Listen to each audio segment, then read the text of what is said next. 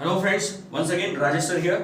इस बार मैं आपको इन्वेस्टमेंट टॉपिक पढ़ाना चाह रहा हूँ। Investment topic is not restricted to a particular class.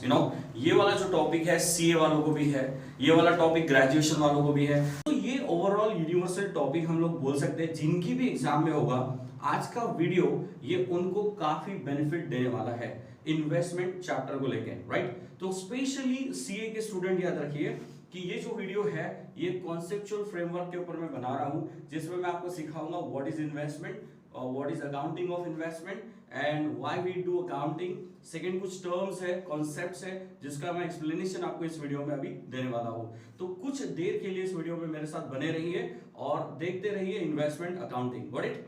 चलो तो दोस्तों अभी शुरू करते हैं। इन्वेस्टमेंट होता क्या है?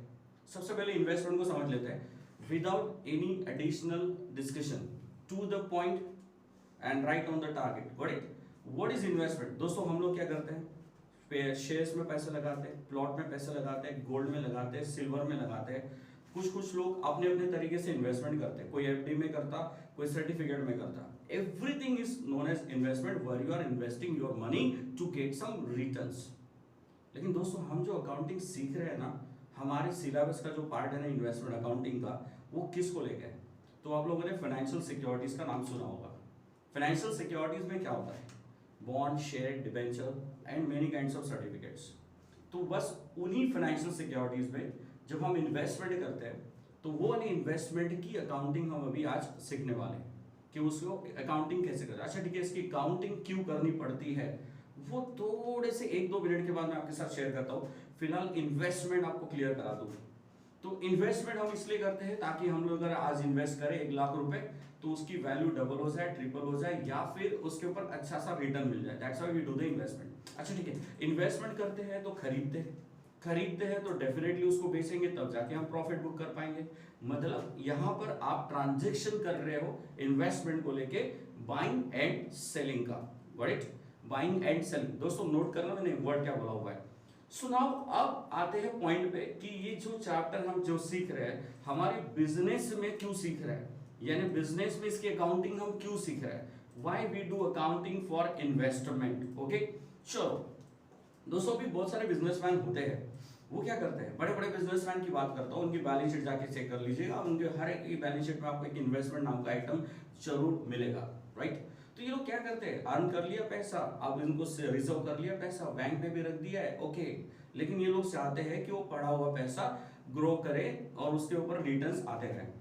तो ये लोग इन्वेस्टमेंट शुरू रखते हैं।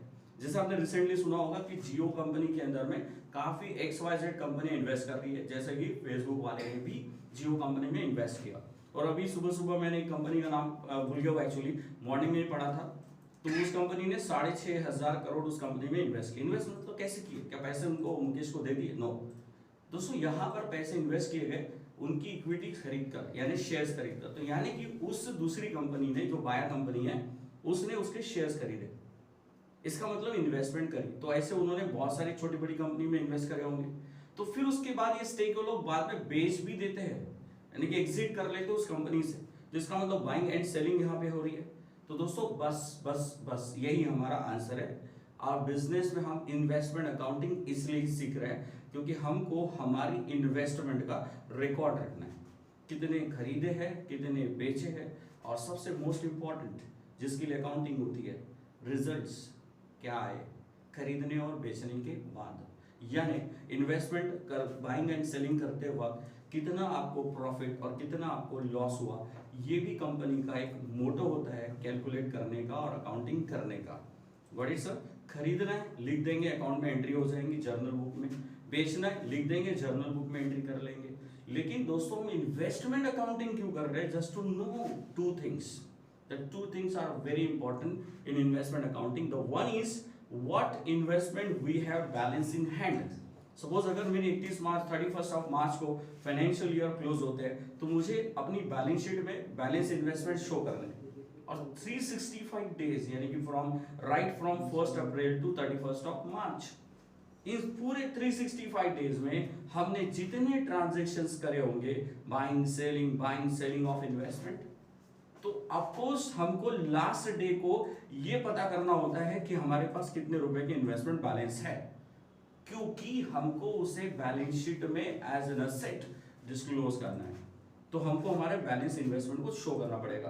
दोस्तों आपने इन्वेंटरी वैल्यूएशन सुना होगा, ठीक है, अगर आप सीए के स्टूडेंट हो तो डेफिनेटली आप बहुत डीपली पढ़ चुके होंगे इस चीज को कि इन्वेंटरी वैल्यूएशन हम करते क्यों है, एक्चुअली क्या जरूरत है इन्वेस्टमेंट इन्वेंटरी वैल्यूएशन का, क्योंकि वो भी एक प्रॉपर्टी है, वो भी एक एसेट है, उसकी भी वैल्यू चेंज होते रहती है, फ्लेक्सिबल रहती है, वेरिएबल रहती है, तो उसकी भी वैल्यू उनको बैलेंस शीट में डिस्क्लोज करनी है। तो वैसे तो हम लोग मैक्सिमम असेट्स की रिवैल्यूएशन करते हैं, वैल्यूएशन करते हैं, तो वैसे ही हमारा इन्वेस्टमेंट है, बाइंग सेलिंग हो रही है, तो बैलेंस इन्वेस्टमेंट निकालना हमको जरूरी है और उसको हमको बैलेंस शीट में शो करना है।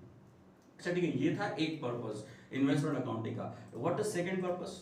सेकंड पर्पस इज कि आपका प्रॉफिट एंड लॉस निकालना। दोस्तों प्रॉफिट एंड लॉस अकाउंट जो बनता है वो तो पूरे बिजनेस का बनता है, हमको हमारे इन्वेस्टमेंट ट्रांजैक्शन पे यानी खरीदने बेचने पर कितना प्रॉफिट और कितना लॉस हुआ है वो भी जानना पड़ेगा, क्योंकि ऑफकोर्स इन्वेस्टमेंट किया किस चीज के लिए था, कुछ तो मुनाफा कमाने के लिए किया था।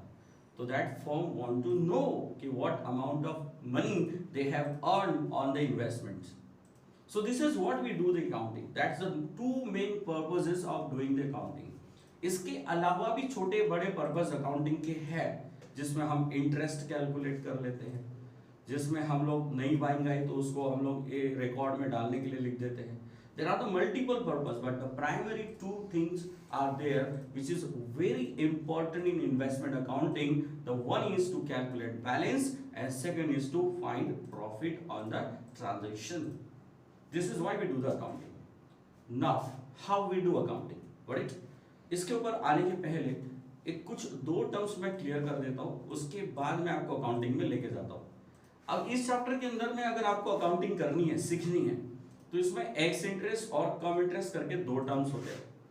फ्रेंड्स आपके स्क्रीन पे ये रिफ्लेक्ट हो रहा है, जरा नोटिस करिए, मैंने आपके लिए डिस्क्रिप्शन दिया हुआ है स्क्रीन के ऊपर। एक्स इंटरेस्ट और कम इंटरेस्ट क्या चीज होती है, इसको हम इन्वेस्टमेंट अकाउंटिंग में सीख क्यों रहे, सबसे पहली इंपॉर्टेंट चीज।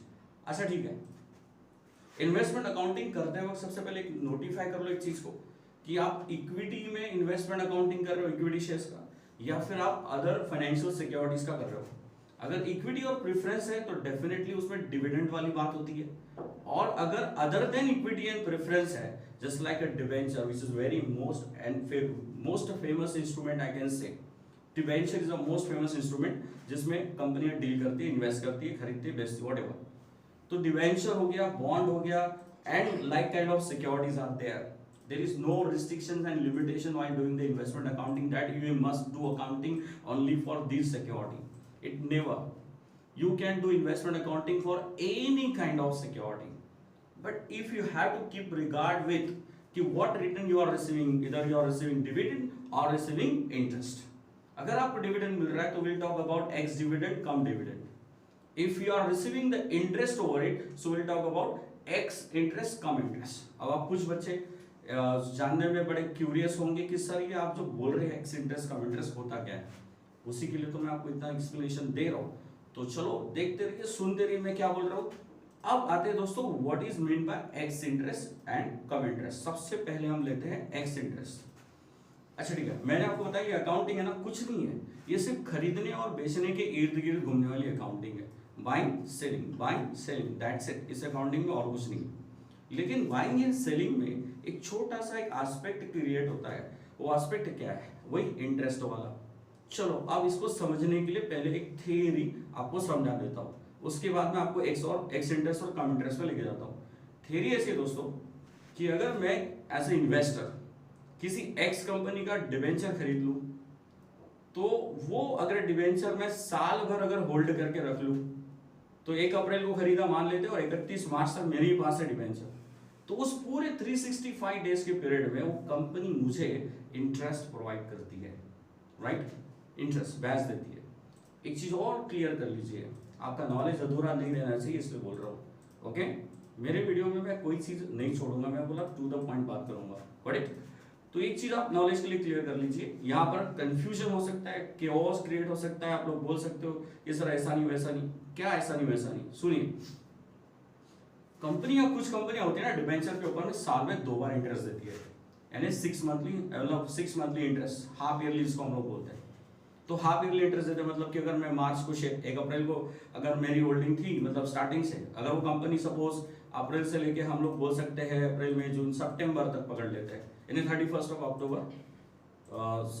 सितंबर पकड़ लो, 30 सितंबर 6 महीना हो गया। फिर उसके बाद फ्रॉम अक्टूबर टू मार्च 6 महीना हो गया, यानी कि 30 सितंबर को पहला मुझे इंटरेस्ट मिलेगा 6 मंथ का, और फिर उसके बाद मार्च के एंडिंग में मुझे 6 मंथ का एक और इंटरेस्ट मिलेगा। तो ये कुछ कंपनियां देती हैं। अब केओस कहाँ क्रिएट होता है? तो कुछ लोग बोलते हैं सर ये तो साल का मिलता है ना। हाँ ना, तो कुछ कंपनी की अपनी पॉलिसीज है कि वो ईयरली बेस भी बांट सकती है और हाफ ईयरली बेस भी बांट सकती है। लेकिन मैं तो बात करूंगा आपके एग्जाम की, क्योंकि आप तो एग्जाम के हिसाब से पढ़ रहे हो ना। आप तो इस वीडियो में मुझे इसलिए सुन रहे हो ना कि आपके पेपर पास में आ रहा है।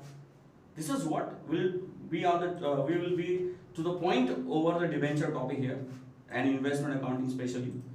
तो दोस्तों यहाँ पर हमको मैक्सिमम क्वेश्चन जो होते हैं ना हाफ ईयरली बेस्ड वाले क्वेश्चन होते हैं, यानी कि जहां पे इंटरेस्ट 6 महीने का मिलता है। आप लोग देख लीजिएगा, पूरे बुक छान लीजिए, 98% क्वेश्चन आपको हाफ ईयरली इंटरेस्ट के ऊपर मिल जाएंगे। 2% अगर आपने 2 मोटी बुक निकाल ली कहीं फॉरेन की, तो आपको वहां पे ईयरली इंटरेस्ट मिल जाएगा। थोड़ा रेफर करिएगा, मैंने भी काफी बुक से रेफर करी है। ओके, बिना बुक्स के रेफरेंस के मैं बात ही नहीं करता हूँ। Okay, whatever. तो सर हाफ ईयरली इंटरेस्ट आपको मिलता है, ये था डिबेंचर शेयर्स पे तो वैसा नहीं होता ना, हाफ ईयरली नहीं मिलता, वो तो ईयरली डिविडेंड मिलता है। यू नो वेल कि डिविडेंड वहां पे ईयरली मिलता है, हाफ ईयरली नाम की चीज ही नहीं होती। लेकिन सर वो तो इंटरिम डिविडेंड नाम की चीज होती है ना। हाँ तो इट्स ओके ना, तो इंटरिम डिविडेंड रेगुलर थोड़ी ना अनाउंस करती है कोई कंपनी, तो एक्सेप्शनल बात ना करो। हाँ अगर ठीक है रिलेटेड है कोई बात नहीं, बात कर लेते कि अगर किसी कंपनी ने दे भी दिया इंटरिम डिविडेंड तो ओके रिकॉर्ड कर लेंगे यार, we are the accountant, we are the student of account, तो definitely will adjust into the accounting whatever the circumstances will कम।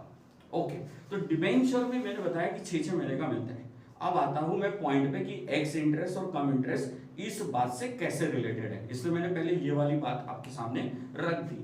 अब आता हूं एक्स इंटरेस्ट कम इंटरेस्ट पे। इमेजिन कि मैंने 1 लाख के डिबेंचर्स एक XYZ कंपनी के खरीद लिए, 1 लाख के, ओके 1 लाख के डिबेंचर्स, और वो कंपनी मुझे 10% ईयरली इंटरेस्ट प्रोवाइड करती है।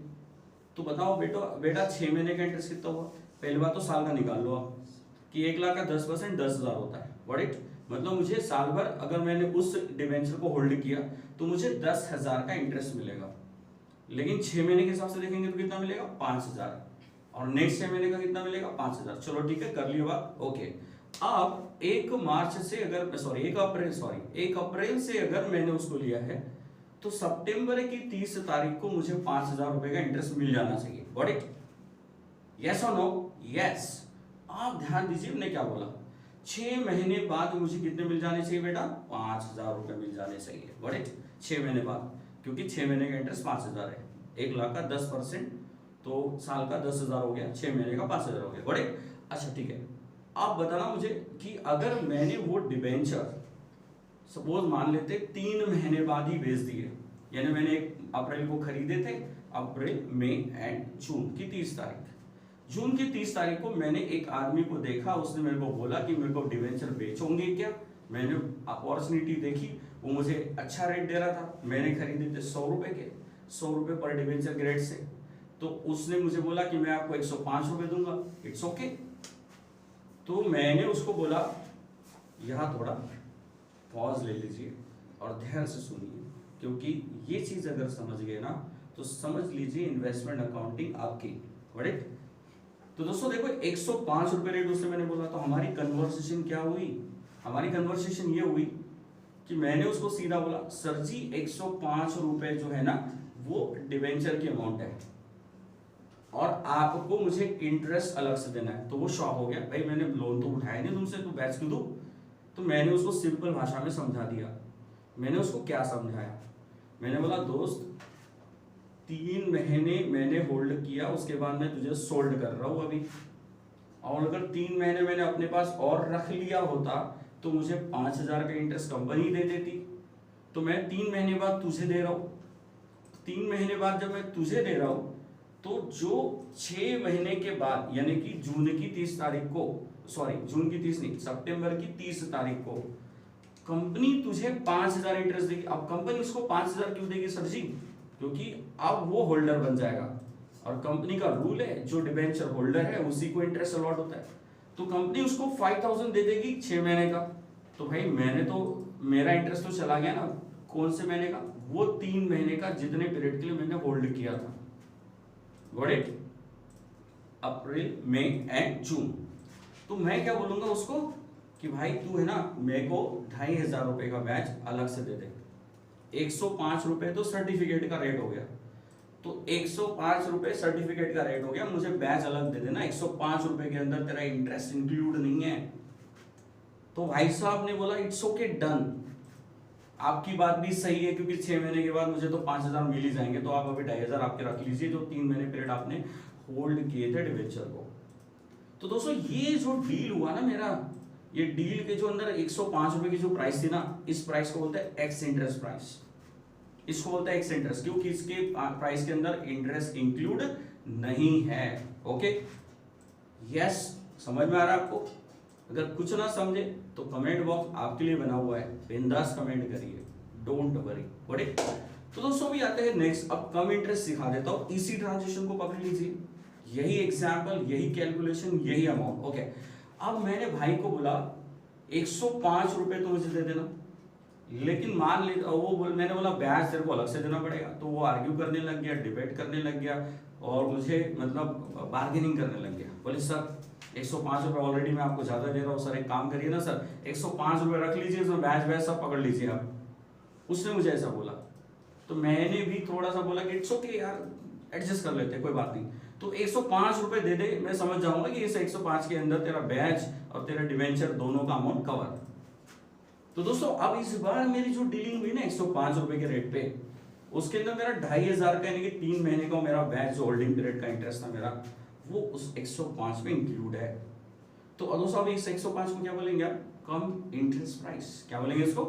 कम interest price. You got it? समझा ना बहुत प्यार से, अभी और समझेगा, डोंट वरी अबाउट इट। तो एक्स इंटरेस्ट क्या हुआ दोस्तों? फिर से एक बार, जिस डीलिंग वाली प्राइस पे यानी जिस प्राइस पे डील हुई उस डिवेंचर की प्राइस में अगर ब्याज इंक्लूड नहीं है तो वो प्राइस एक्स इंटरेस्ट प्राइस हुआ, और जिस प्राइस में ब्याज इंक्लूड है वो प्राइस कम इंटरेस्ट प्राइस हुआ। Got it? अब इस टर्म को समझने के बाद इसकी जरूरत क्या थी समझाने की इस अकाउंट के अंदर?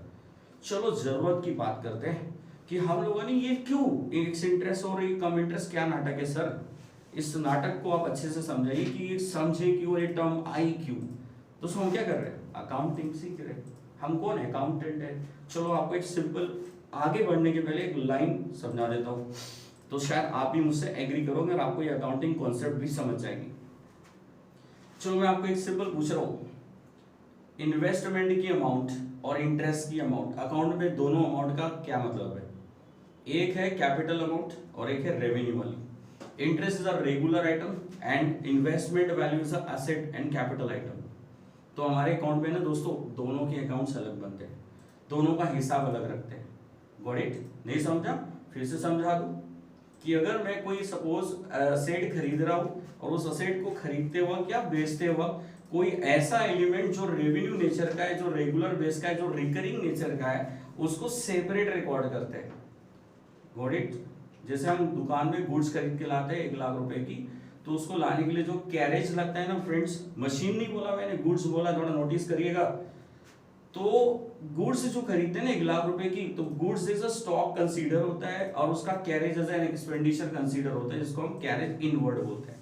तो अकाउंट में दोनों का रिकॉर्ड अलग होता है दोस्तों। इसी वजह से हमको ये एक्स इंटरेस्ट प्राइस और कम इंटरेस्ट प्राइस की कॉन्सेप्ट को समझना बहुत जरूरी होता है, क्योंकि मुझे इंटरेस्ट को अलग रखना है और डिवेंचर की वैल्यू को अलग रखना है।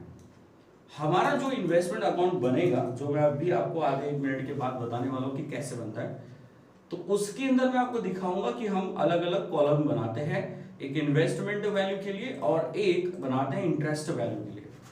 ओके, तो वो क्यों बनाते हैं? तो ये उसका आंसर मैं आपको अभी से एडवांस में दे दिया कि हम डिवेंचर को अलग करते हैं और डिवेंचर वैल्यू को अलग करते हैं और इंटरेस्ट की वैल्यू को अलग करते हैं। तो अलग करने के पीछे का रीजन बस यही है। Got it? ओके, अब आते हैं, ये था एक्स इंटरेस्ट कम इंटरेस्ट का मेन क्रक्स, आपको क्लियर हो गया होगा। ओके, अब आते हैं अकाउंट्स पे। अब आप स्क्रीन पे देखो, आपके सामने अकाउंट शो हो रहा है। अब अकाउंट के अंदर में हम करना क्या है, अकाउंट बनता कैसे, सबसे पहले मेजर चीज, right.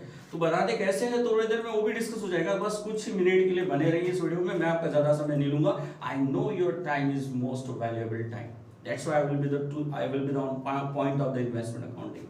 I will not discuss any more thing about extraordinary thing other than the investment. I will just discuss about the investment accounting. Got it? Now आपके स्क्रीन पे अभी अकाउंटिंग दिख रही है, तो इसमें आप दोस्तों देख रहे होंगे 3 कॉलम्स लेफ्ट पे है, 3 कॉलम्स राइट पे है। फिर से एक बार रिपीट करूं, मैंने क्या बोला, अकाउंट में कितने साइड होती है दोस्तों, ये 11th स्टैंडर्ड में आपने सीखे होंगे, 2 साइड होती है, एक लेफ्ट और एक राइट। ओके, डेबिट एंड एक क्रेडिट, यू गॉट इट, ये तो मालूम है आपको। चलो, लेफ्ट पे 3 कॉलम आपको दिख रहे हैं along with the date column, date है, फिर उसके बाद 3 कॉलम है। पहले कॉलम का नाम हमारा फेस वैल्यू है, सेकेंड कॉलम का नाम हमारा इंटरेस्ट है, और थर्ड कॉलम का नाम है कॉस्ट वैल्यू। मैं उसको कॉस्ट मेंशन कर रहा हूँ, कुछ लोग कुछ और मेंशन करते हैं, कुछ लोग सिर्फ अमाउंट लिख देते हैं, वो लिखने में कॉलम के हेडिंग्स को चल जाएगा। Okay, it's okay, adjustable. तो face value, interest and cost, ये है लेफ्ट साइड पर। और आप दोस्तों देख सकते हो कि राइट साइड पर आपको क्या दिखेगा, तो राइट साइड पर भी सेम है, face value, interest and cost, you got it. तो अकाउंटिंग में तो आपको मालूम होगा ना, जो राइट में कॉलम है वही लेफ्ट में रहेंगे, और जो लेफ्ट में वो राइट में रहेंगे। दोस्तों ऐसा कभी नहीं होता कि डेबिट में कुछ और कॉलम है, राइट में कुछ और कॉलम है, नहीं तो फिर समझ जाना, फिर वो अकाउंटिंग है, वो स्टेटमेंट है। Account is like it should be a similar one, right, कि लेफ्ट और राइट मैच होता है। चलो दोस्तों, अभी बात करते हैं ये फेस वैल्यू कॉलम क्या है, इंटरेस्ट कॉलम क्या है, और ये कॉस्ट वैल्यू कॉलम क्या है, right. Face value means what, आपको पता होगा सर्टिफिकेट की फेस वैल्यू होती है। इमेजिन करते हैं, चलो स्टोरी बनाते हैं छोटी सी हल्की सी।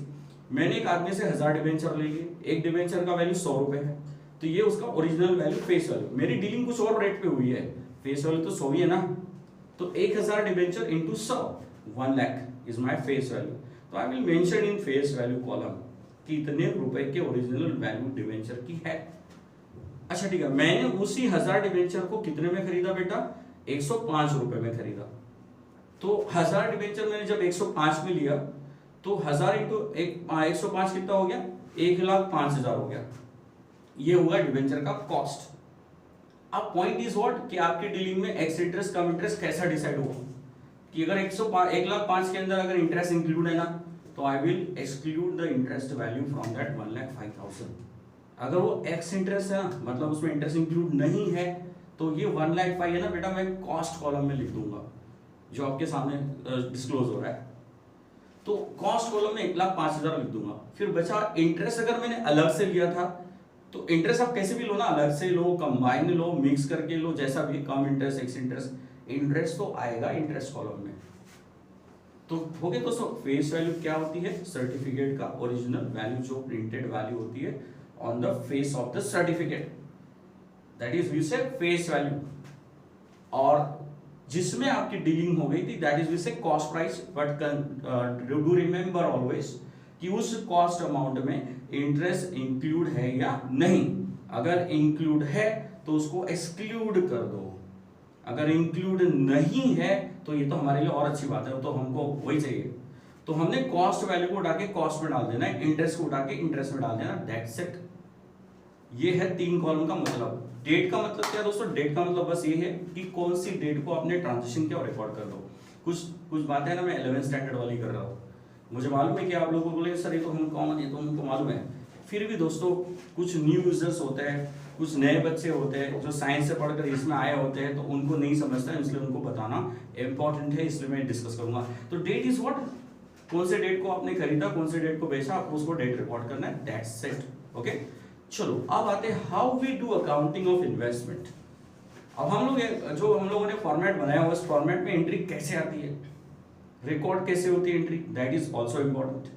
दोस्तों आज का वीडियो जैसे कि मैं तो सॉल्व करके नहीं दिखा रहा हूँ, लेकिन मैंने आपको पहले बोल दिया कि this is basic discussion of the investment account, right from the meaning to the end of how we do accounting. Right, तो दोस्तों अभी इन्वेस्टमेंट अकाउंटिंग में लेफ्ट साइड में क्या आता है, आप थोड़ा इमेजिन करो, अगर आपने 11th सही तरीके से सीखा है, और कुछ मेरे जो स्टूडेंट हैं यहाँ पर अगर साइंस से आए ना, तो मैं आपको बता दूं, अकाउंट में investment as an asset consider होता है।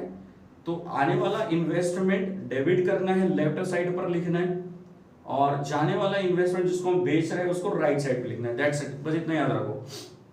साइंस वाले बच्चे और जो कॉमर्स वाले तो समझ गए होंगे, आई नो। तो देखो दोस्तों, इन्वेस्टमेंट अगर आपने खरीदा तो कहाँ लिखेंगे, डेबिट साइड, लेफ्ट साइड। और क्या नाम से लिखेंगे, टू बैंक।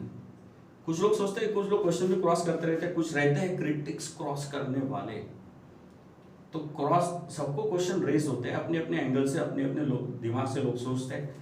तो कैश भी लिख सकते हैं, बैंक भी लिख सकते हैं। अगर डीलिंग कैश में हुई है तो कैश लिख दो यार, और डीलिंग अगर बैंक से हुई तो बैंक लिख दो, लेकिन 99% भी ऐड कर दीजिए आप, क्योंकि आप सर्टिफिकेट के ट्रांजेक्शन है ना बैंक के जरिए करते हो अगर कंपनी के साथ डील कर रहे हो तो, क्योंकि कैश अलाउड नहीं रहता सर्टिफिकेट ट्रांजेक्शन में।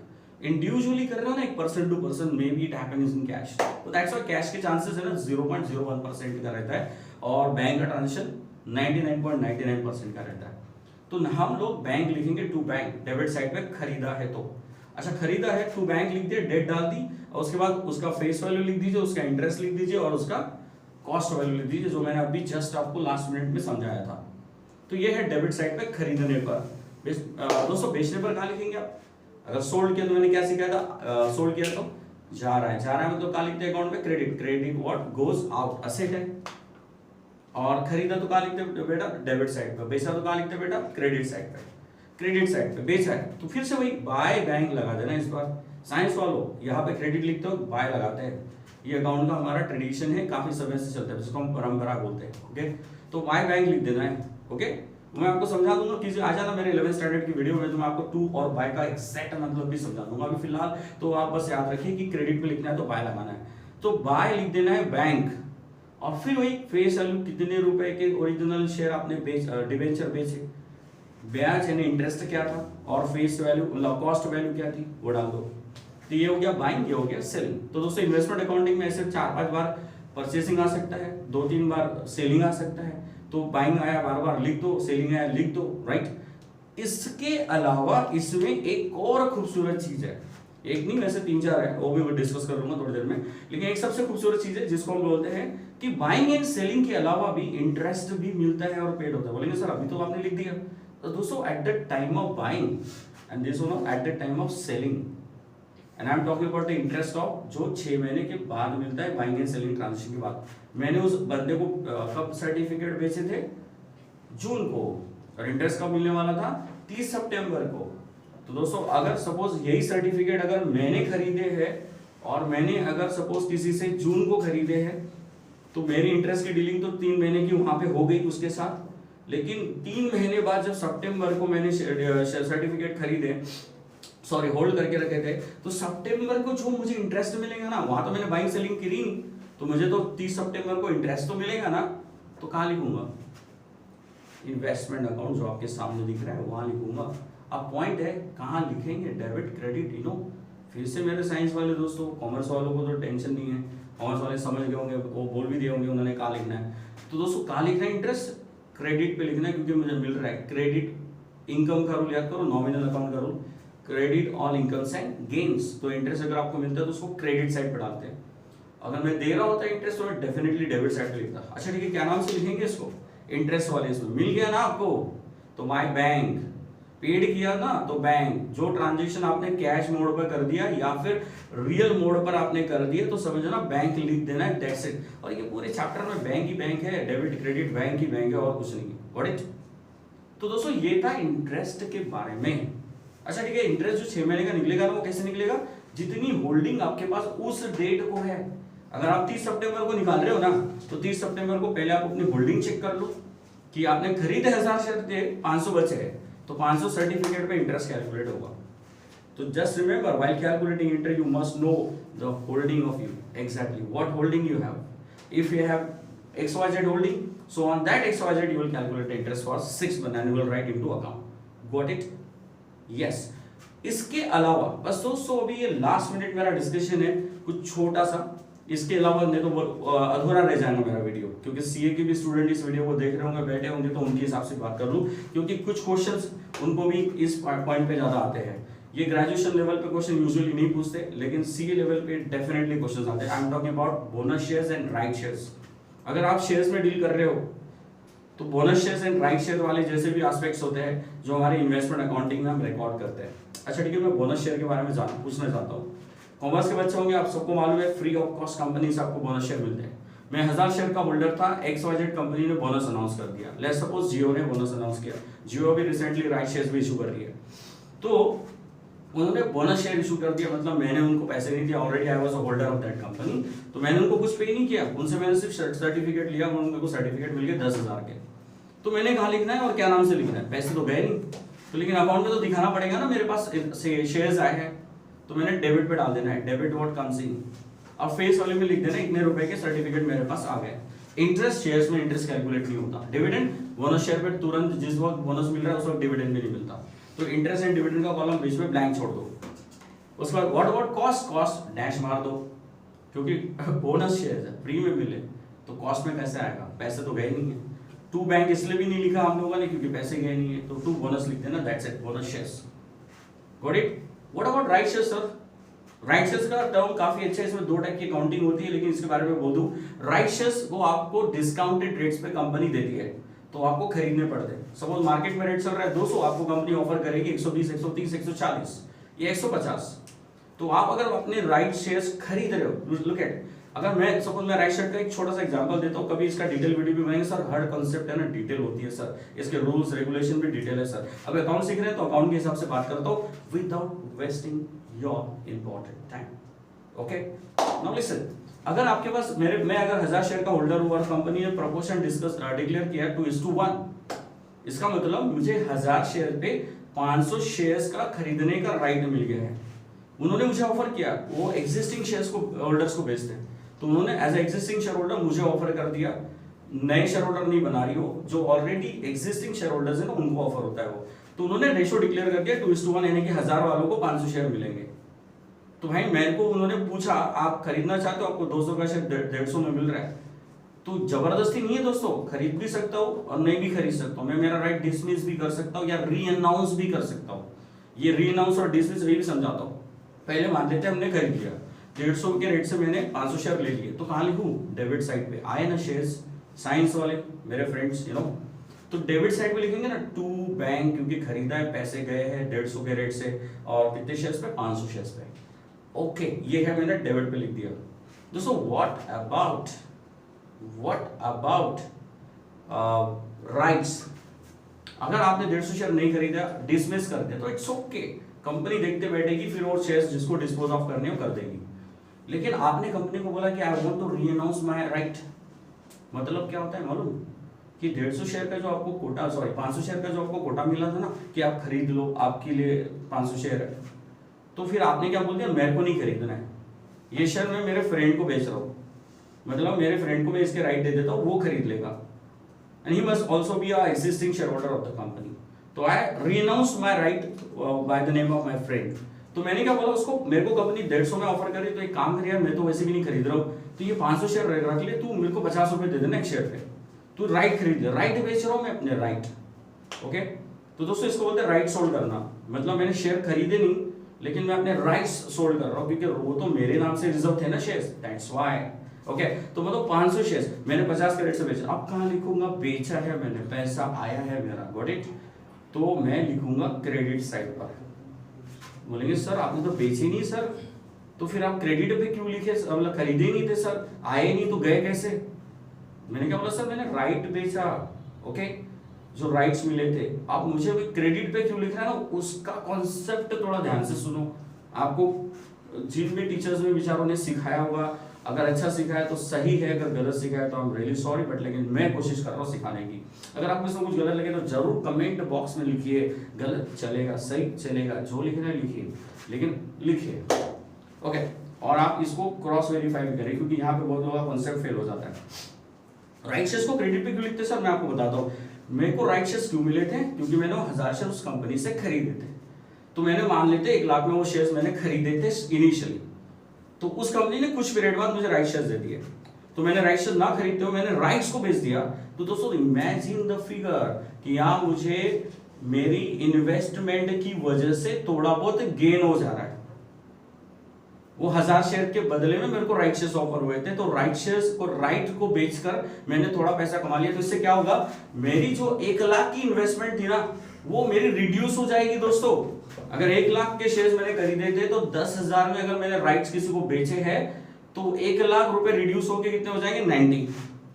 मतलब मैंने किसी ने मुझे पूछा कि भाई तेरे को उस कंपनी के शेयर कितने में पड़े, तो मैं तो बोलूंगा सर 90,000 में। यार वो कंपनी से 1 लाख में लिए थे, उन्होंने राइट अनाउंस किया, मैंने बेच मारा, 10,000 रुपए आ गए, मतलब 90 में मुझे पड़ गए।